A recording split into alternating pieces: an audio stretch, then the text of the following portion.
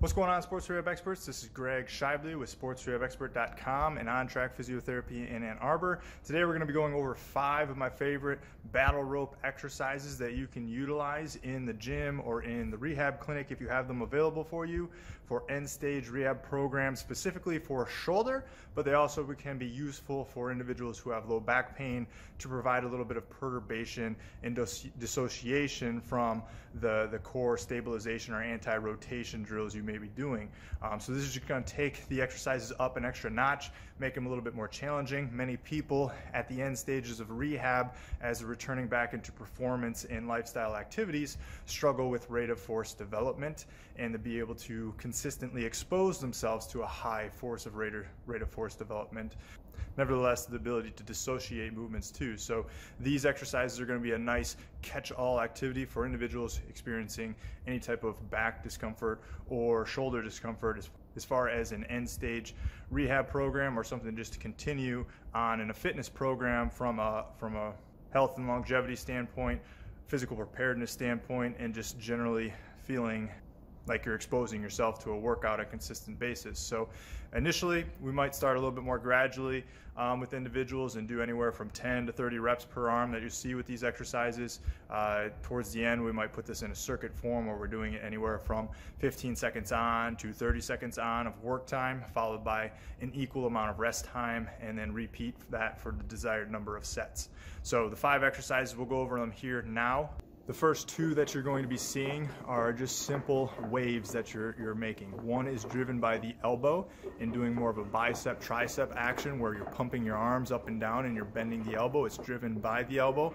Another is driven more from the shoulder, where you're thinking about the shoulder raising the arm up and down. The arm is going to be fairly straight. It doesn't have to be perfectly locked straight, but the motion is driven by the arm, and all the while we're holding ourselves in a squat. So again, you can see how this can be useful from a shoulder rehabilitation standpoint, from how dynamic the activity is, using our deltoids and some of our larger muscle groups to produce force, but then also utilize our rotator cuff and some of the deeper rotators of the shoulder joint to provide a dynamic stabilization drill for the individual. Now, another variation that I like to perform is do the exact same drills in standing. So elbows driving the motion, as well as the arms straighter driving the motion. The purpose of doing this in standing is it's useful for an upper back mobility purpose, where someone who has a flatter T-spine or more of a concentrically oriented rhomboids mid-trap area where the scaps are retracted, we can utilize this standing position to lean backwards and get a posterior weight shift, which helps eccentrically orient the rhomboids, the trapezius, and move the rib cage backwards towards the scapula. This can be very useful to get a dynamic stretch in the upper back. The third version of the wave you're going to see is a little bit of a side shift. So we're holding almost like a lateral lunge and performing kind of a diagonal action of this wave. This is going to create some diagonal motion at the shoulder. It's going to create a PNF type pattern at the shoulder. So we're going to get some of that PNF type patterning from a shoulder standpoint. For those of you who are involved with rehab, you perform these diagonal resistant bands all the time with the individual in rehab. Why not start making this a little bit more dynamic with the battle ropes? And then finally, from a core standpoint, it's very similar to chops and lifts that you would do in the gym with someone from a rehabilitation standpoint, but again, we're just making it a little bit more dynamic now.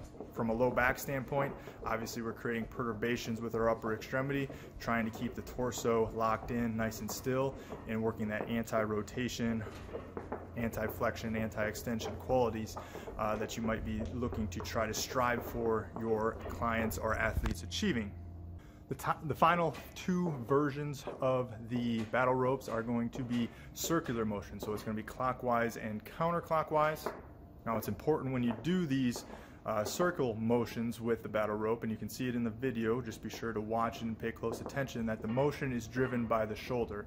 So if you're going to imagine your arm as a laser, holding the arm straight out in front of you and the laser being at the end of your fist, you're going to make the circles through your shoulder and through your scapula by making the circular movement at the shoulder blade, and at the shoulder joint, as opposed to winding and twisting and torquing the elbow and the wrist to create that circular motion. So again, the intent is super important for this one to get the most out of the activity to really drive the gains that we're trying to make from a shoulder rehabilitation standpoint, and even as a low back standpoint, from the perturbations that this exercise will provide from a lumbar control, coordination, dissociation, if our only goal is to drive fitness and coordination from the activity from someone who might be dealing with any type of low back or upper back pain.